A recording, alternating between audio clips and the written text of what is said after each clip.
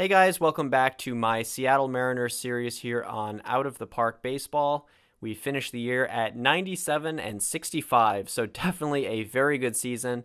Unfortunately, we were in the same division as the Houston Astros, so we finished 6 games back. If we take a look at the playoff picture, that means we will have a wild card game against the Tampa Bay Rays for the second straight year. And for the second year in a row, it'll be Clayton Kershaw versus Blake Snell. So definitely a rematch. Neither pitcher, though, pitching as well as he did in the last season.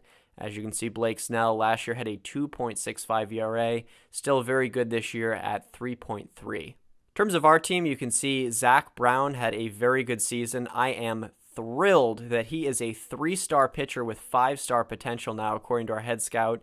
Even the OSA ratings still really like him. He had a good season this year. I really hope he can build off that because we could really use another good starter in our rotation. Paxton will be ready to go for the postseason. He had, sort of a decent season, nothing to write home about. Hernandez also available. His ratings seem to have declined. As you can see, he is now a 1-star starting pitcher, but hey, we got a decent season out of him. He threw 200 innings. Hopefully he can get his first ring.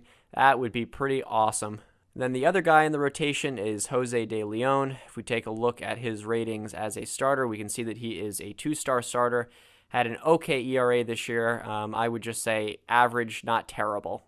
Offensively, the story has been Rafael Devers. You can see for the second straight year, plays 160 games, has a 7.5 WAR season. Offensively, very good. Defensively, very good. And he even has some speed to boot. Urena, obviously a Rule 5 draft pick a couple years back. He has been astounding the last couple seasons. Another 4-win season for him. Guerrero did really well in his limited time. 3 wins, and he only played 114 games. Kemp and Pollock did fine. Ben Gamel did fine. Pac was really good in the times that he did play. He is going to be out another 3 days, so he unfortunately is not available for the wildcard game, but he would be available for most of the ALDS. If we get there. Vasquez, was good enough. Naylor, unfortunately, hit about 225. He did slug 32 home runs and was sort of average offensively. So certainly we're going to keep with him, but, with these ratings, you'd sort of expect more, but hey, he's 23 years old. Sometimes players have a down year. Just in terms of our overall success, you can see that we were 4th in runs scored, 3rd in runs against. We were 1st in defensive efficiency, which was pretty cool. If we look at our Pythagorean win-loss record, we should have been 95 and 67, so we slightly outplayed what we should have, but still a very good year. The Tampa Bay Rays were 94 and 68. They just missed a division title. They were 7th in runs scored, but 2nd in runs against. And if we take a look at their Pythagorean win-loss, you can see that they also outplayed what they should have. In terms of their rotation, you can see it is mostly Blake Snell, obviously a dominant starting pitcher. Chris Archer still doing pretty well, and Faria, I guess, is going to be their number 3 guy. Obviously, because it's a 1-game playoff, we only are worrying about Snell. Offensively, it was Andy Ibanez sort of leading the way. Definitely not a bad season for him. They've got some other guys coming up. You can see this Caratini, and then Carlos Santana as well. Wow, 36 home runs. What a bounce back year for him. In fact, he's had 3 good years in Tampa Bay. That is pretty incredible. So I would say this team is definitely better offensively than they were last year. Another thing is that Kiermaier is healthy, and remember, he was not healthy last year. But they definitely run into some outs. You can see a lot of caught stealings for this team. So hopefully, especially with Christian Vasquez behind the plate, we can throw some more guys out. And with Kershaw on the mound, it seems like they've got a lot of lefty hitters. So hopefully they'll have to put in some guys that they're not used to putting in, or, it'll be a lot of lefty-lefty matchups. All right, so with that said, let's make our batting order here. So I don't think we're going to make any changes to the batting order. Definitely wish that Pac was in there. It would remove another lefty. But as it stands, I think that this is the lineup that's going to be best. Got the high on-base percentage guys at the top of the order. Greer not included. He only had 46 at-bats, so I don't think that's enough of a sample size. But I think we are good to go here. If you remember last year, Kershaw was on short rest. He is definitely not on short rest this time. I made sure that wouldn't happen. So he is good to go. All right, so in the top of the first, the Rays have a man on third with 2 outs. 1-2 is the count, and he strikes out. That is Evan Longoria going down swinging. So the Tampa Bay Rays don't get anything in the first. Simming ahead until runners in scoring position here, we can see in the third inning, Kiermaier is at second base with nobody out. That is not good. 3-1 to Lowe, and that is a walk. So Kershaw so far, 2 innings, 4 hits, 2 walks. I am like 99% sure that he is not going to be coming out of this game for a long time. But I do want to warm up someone like just in case things get out of hand. I think maybe Dan Altavita is the one to go to. So with nobody out, it's a 2-0 count. That's a ground ball, base hit into center field. No runners will score. Oh, this is very, very bad. I think for the infield, we are going to go with double play depth. We would definitely trade 2 outs for a run here. Jake Bauers at the plate. 2-2 is the count, and he strikes out. Huge strikeout for Clayton Kershaw. So I think that we are going to set the infield at double play depth again. 0-2 is the count, and it's a ground ball to short. Double play. Inning over. No runs scored. Kershaw gets out of the jam. What a huge play. And this game is still tied. In the bottom half of the third now, we've got Christian Vasquez on second. Tony Kemp is at the plate with 1 out. And that's going to be a pass ball. So Vasquez gets to third. We just need to get a ball in play here. Unfortunately, it's 1-2, but Kemp lines a base hit into right field. And the Seattle Mariners, for the first time since 2001, have the lead in a playoff game. That is pretty sad that it's been that long, but Devers will strike out, so that's 2 gone, and now it is Vlad Guerrero Jr., the big right-handed bat that we got from within the organization, but he will strike out, so the inning is over, but we do get 1 run on the board, so it's 1-0, and unfortunately, Clayton Kershaw has been injured. Oh my goodness. That is terrible, terrible, terrible news. All right, we got to get Baez warming up. Do I want someone who's tiring? Yeah, I think I want someone who's tiring to be pitching, and just hopefully he doesn't throw too many pitches. So there's 1 out here in the top of the fourth. 0-1 is the count to Ibanez, who has obviously been their best hitter so far this year, and he is going to crush one to center field, but it is going to be caught out there by A.J. Pollock, so that is a big out. 2 outs now. I think I'm going to do a mound visit. Baez is still warming up, so I think we're going to do 1 more hitter here, and that's going to be a walk, so that's going to do it. We're going to bring in Pedro Baez. Oh, this is not good. It's only the 4th inning here. And Baez, that's going to be a passed ball, so there's a runner in scoring position now. Yikes, 1-2 is the count. They're going to show all Pedro Baez's stats here, and that's a fly ball into right field. It's going to drop. No run scores, though, but it is first and third. That's going to bring up Kiermaier. We cannot have Baez have an implosion. That's a drive to right field, but it's going to be caught, so we hang on to the lead. It is 1-0 through 3.5. So you can see Pedro Baez has thrown 13 pitches so far. Our bullpen sort of has the opposite problem it did last year. Now we've got a ton of lefties, and you can see a good amount of right-handers are coming up after this Lowe, Anderson, Bowers trio. So I think, we're going to need a long outing from someone. I think we're going to go with Alcantara, and then obviously we'll be warming up someone else in case that doesn't go too well. And I certainly would not be opposed to bringing in Sung earlier in the game, but I don't think we're at a high leverage situation as of yet. So nothing in the bottom half of the fourth. We are now in the top of the fifth. Baez pop up near the catcher, and that will be an out. So that is 1 out here in the 5th inning. Baez at 18 pitches. He'll definitely go to at least 1 more hitter. 3-2, and he's going to strike out. That's a huge strikeout. I think with 26 pitches, it's time to take out Baez. We're going to put in Alcantara. Hopefully he can give us a few innings. So it'll be 1-2 is the count to Jake Bauers, and he strikes out. So the inning is over. We are now through 4.5. Obviously, we're very worried about Clayton Kershaw, too. I mean, if this is an injury that, even if it's just a couple weeks, but, I shudder to think, could it be a serious shoulder or elbow injury? I mean, our team just really could not take that, as Christian Vasquez works the 2-out walk.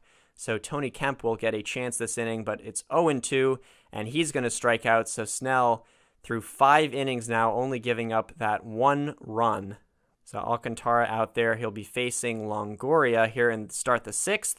That is a ground out to third, so 1 away. Santana up next, and that's going to be a base hit into right center. Obviously, a lefty at the plate there. That'll be Ibanez, who's a righty. So after this, I might think about moving away from Alcantara, just depending on what's happening, because he doesn't seem too sharp. But that's going to be a ground ball to second, and so it's a fielder's choice, hoping for the double play there, obviously. But 1 out is certainly better than no outs. The runner at first has some speed, so I'm going to hold the runner here. 1-0 is the count, and that's going to be a ground ball back to the mound. But, oh, he drops it at first base. Oh, my God. Oh, this is terrible. So now it's going to be Mitch Haniger at the plate. He is right-handed. Alcantara, he's been doing better. I think he's only given up 1 hit, so we're going to keep him in the game here. This is not good. That's a fly ball to center field. Pollock is under it. And the inning is over, so it is still a 1-0 game through 5.5. Oh, my stress levels are high. So it'll be Kiermaier, Lowe, and Anderson next inning, so I think we are going to put in Nick Wells.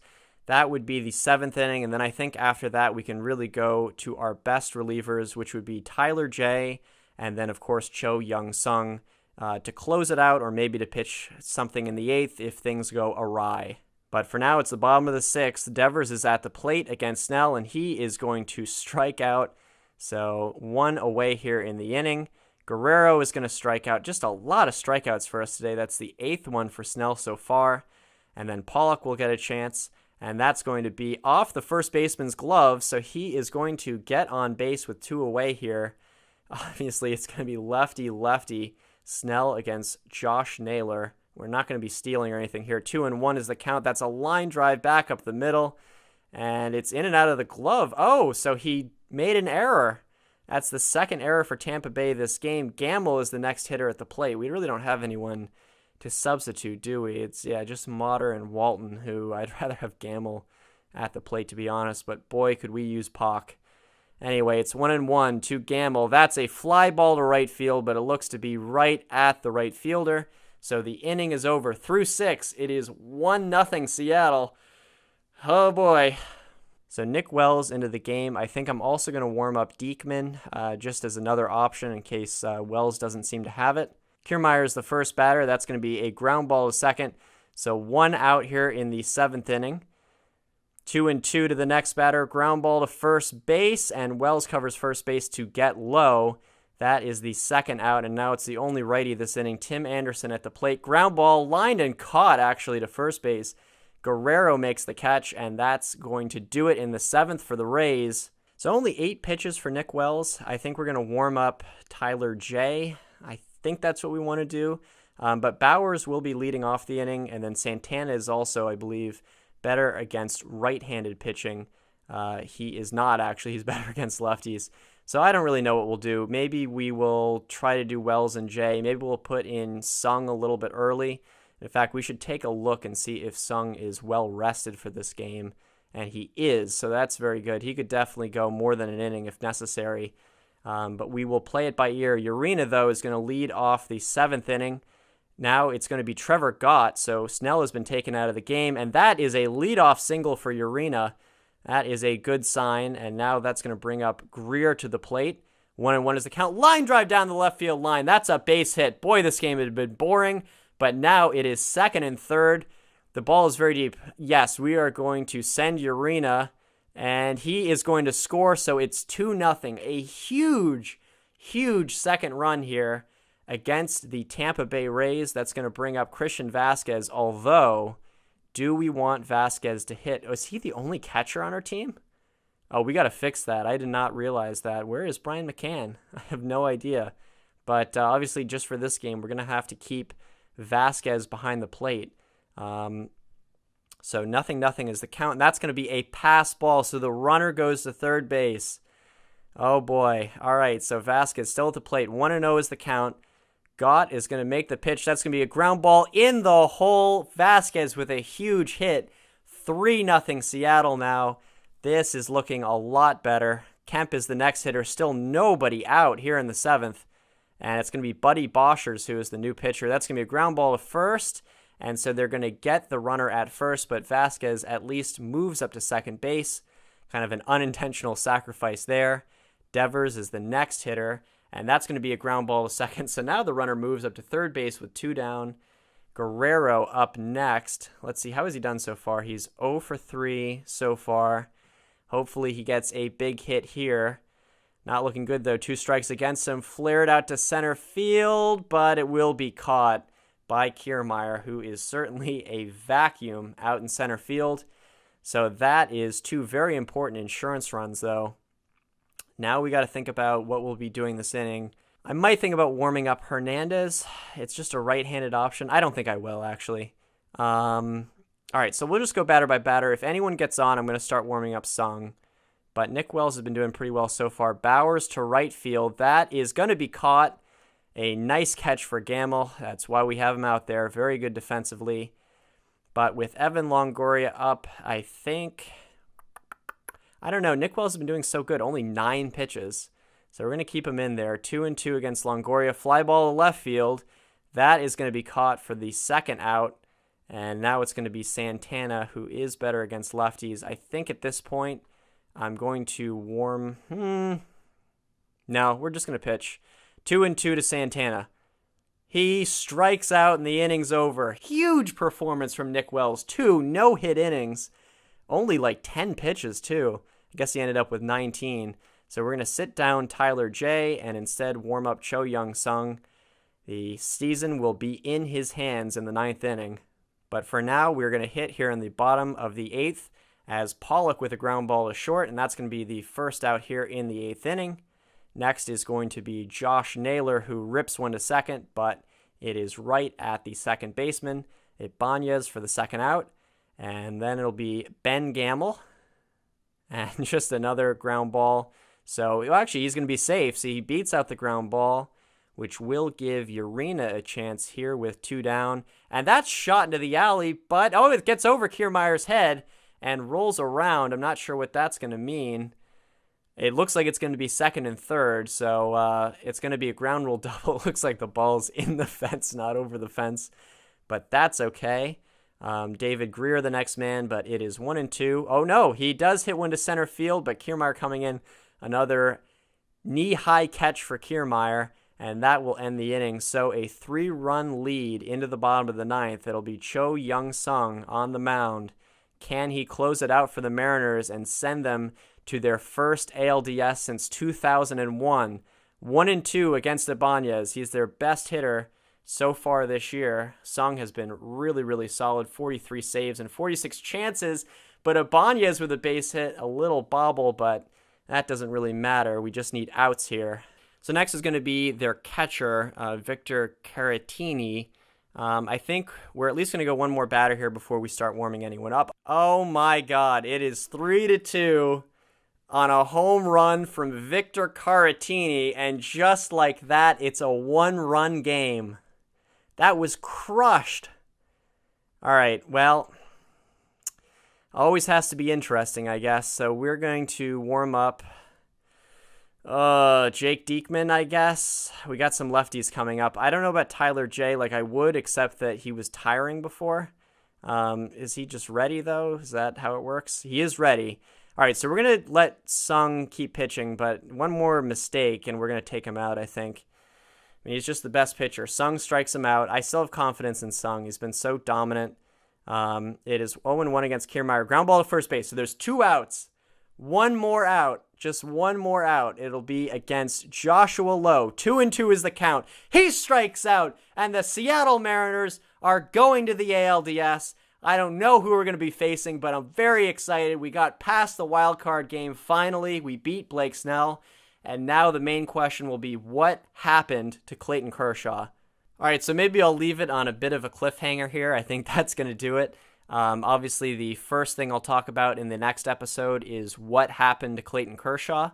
But for now, let's just be happy. We're in the ALDS, all smiles, and then we'll be facing, let's see who we'll be facing, actually. We can take a look at that at least.